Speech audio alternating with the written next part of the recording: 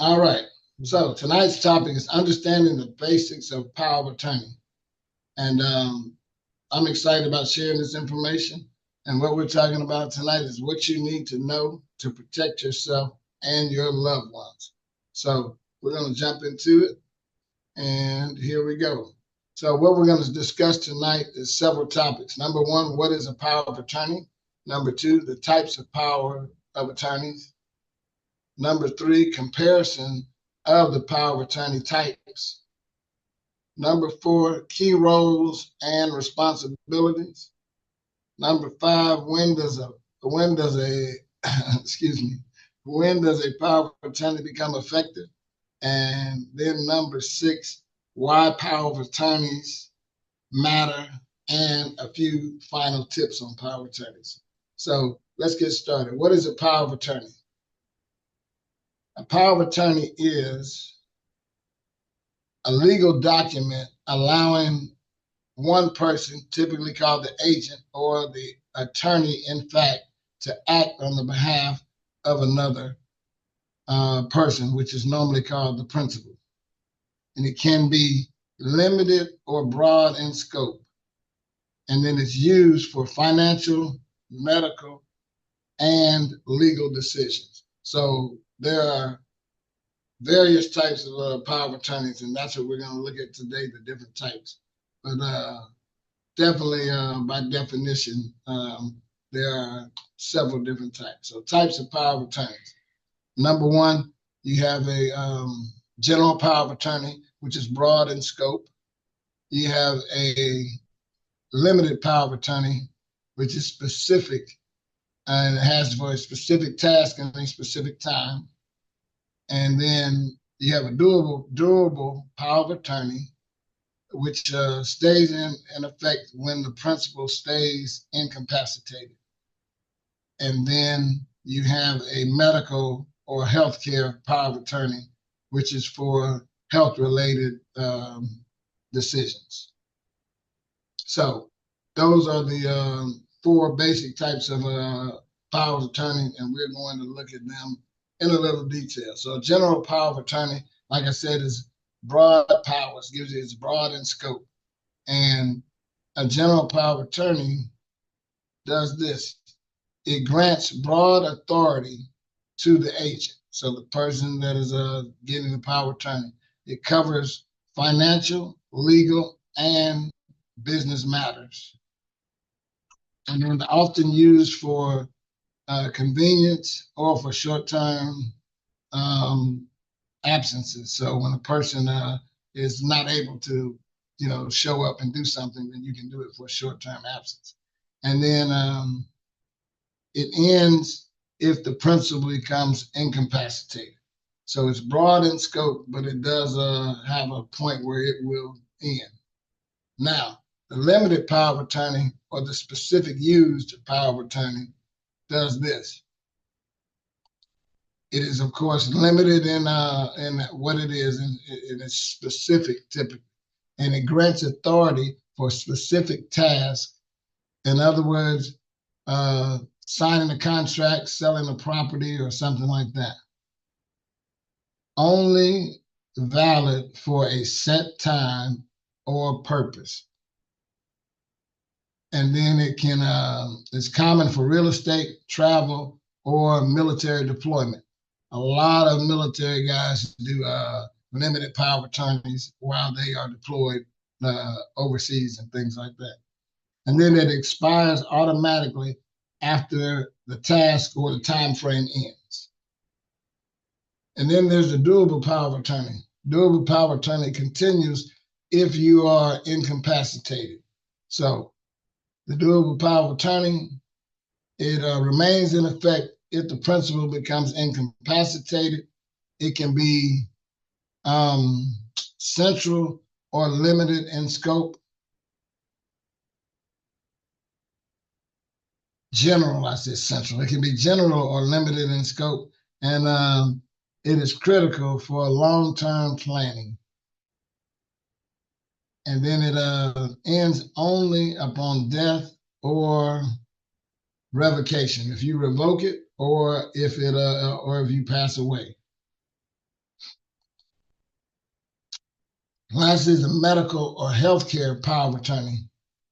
And of course, it's kind of self-explanatory with the name. The medical or healthcare power of attorney allows agents to make healthcare decisions. And it is activated when the principal is unable to decide, and covers treatment, medications, surgery, and other, medical procedures and things like that. So it's anything pertaining to medical or healthcare, and often used alongside a living will. So a lot of times a medical power of attorney or healthcare power of attorney is used alongside of a living will. So let's look at the comparison of these types of wills and how they work. We talked about them briefly on each one. So as far as the scope, the general is broad, the limited is specific, and the durable is broad or limited, and the medical is, of course, for medical decisions. And then only two of them will help when you're incapacitated, and that's the durable and the medical. And then, of course, the types of use for each one of them, which we said earlier. You can see there long-term planning for the durable, and the medical is for medical decisions. And of course, the general is normally for business or legal matters.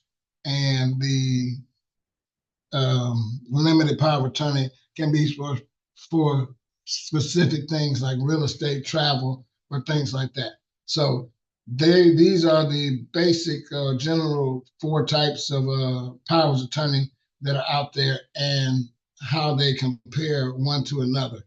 And you can have all or use all or one or of the power of attorneys to use at some point in your life. So this is just a comparison of showing you the different types of power of attorneys. So here's the key role and responsibilities. The principal is the person gaining authority. So the principal is the person gaining authority. So whenever you have a power of attorney, you'll have a principal, and that's the person that's going to take care of all the business. The agent is the person given authority.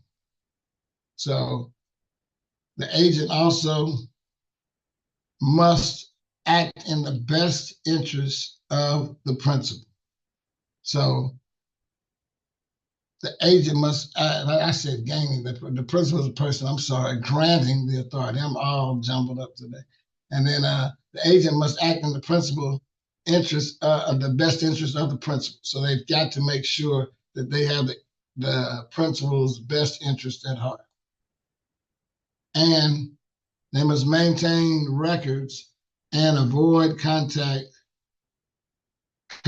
of interest. So you cannot have a lot of conflicts of interest and things that's going to work in the best interest of yourself as the agent versus the principal.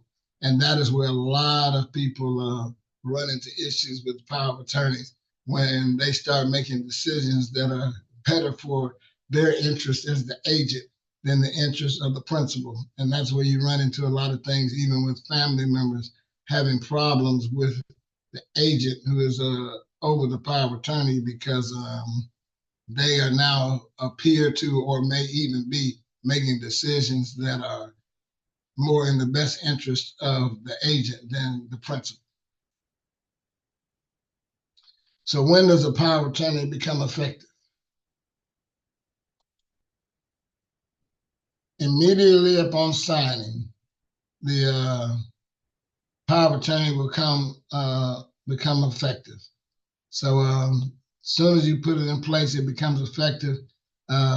Springing power of attorney only takes effect in certain events, when certain events occurs, like being incapacitated or something like that. Then it would come in when you are incapacitated. And the durable power of attorney remains valid even if the principal becomes mentally incapacitated. So each one of these power of attorneys become effective and can stay ineffective depending on the circumstances and which one you have in place. That's why I said some of them you can have one or more of, and it just depends on each situation and how it varies and how you would use the power of attorney. So they are very helpful in making sure that you are protected and your loved ones are protected as well. So, why power of attorneys matter, and some final tips on the power of attorneys. So, essential for estate planning and emergencies. So, power of attorney is essential for estate planning. So, if you're having estate planning and have your estate, one of the documents that you should have are, or should several, if need be, power of attorneys. I think everybody should have a medical power of attorney for sure, because if you have anything going on, you need somebody to make medical decisions for you, and that's in case of the emergency part right there, and then of course the durable power of attorney, and then a divorce court appointed guardianship, because if you do not have a power of attorney, then in certain situations there can be court-appointed guardianship that takes over for you being the principal, and then they make the decisions, and they may or may not make decisions that you wanted to be made, or may not. Definitely, the court-appointed person was not going to know you like a person that you would put in place to yourself that would have made decisions for you with the power of attorney. And then you need to choose a trusted and responsible agent. So you need to choose somebody that you trust that will make your decisions best on your behalf, and that they are responsible. It is amazing how some people choose people thinking they're responsible and thinking that they know them, and then the person will end up making choices that are not in the best interest of the principal.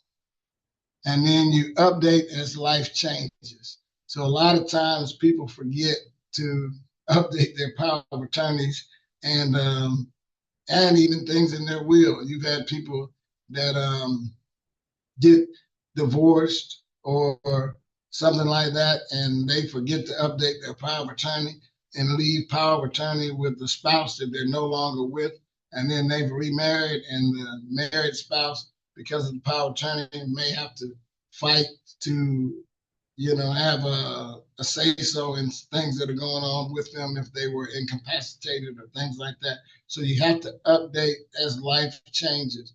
You have children and you want to add them to the power of attorney or take away or whatever you want to do. Just remember that as life changes, you need to update your power of attorney. So that was the basics of understanding the basics of power of attorneys and how they work. And I've had a great time sharing this information. I should have had my glasses on. I probably would have been more flowing a lot better, but I will correct that next time. So that's it for power of attorney. I want to thank you guys for allowing us to share this information with our community, and we look forward to seeing you very soon. Remember, you can definitely look back on these recordings on our YouTube channel on OIC 10K Totally Lit. I'm Ed Sprague. I've been your presenter for this evening. My time is up.